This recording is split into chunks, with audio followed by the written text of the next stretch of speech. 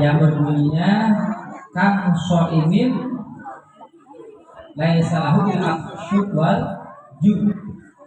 Banyak orang yang berpuasa tapi ia tidak mendapatkan apa-apa, tidak mendapatkan pahala, tapi hanya mendapatkan haus dan lapar.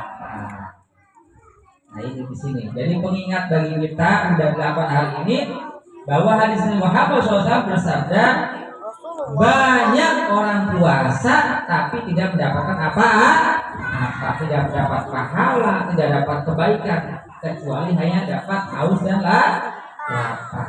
Kenapa?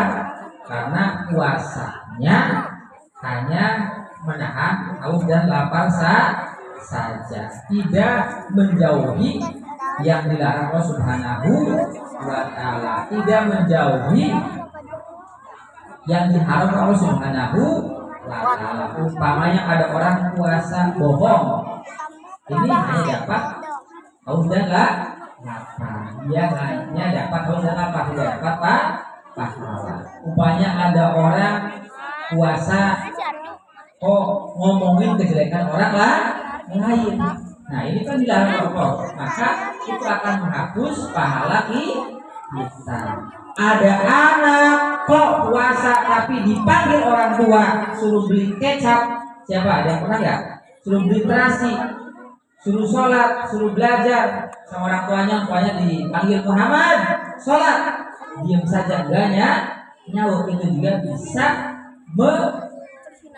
menggugurkan pahala puasa. Jadi dia capek-capek hanya dapat haus dan lapar. Kenapa? Karena puasa yang akan diterima Allah Subhanahu wa ta'ala dan ada pahala itu ketika menjauhi yang diharapkan Allah Subhanahu wa ta'ala. Secara fikih itu sah.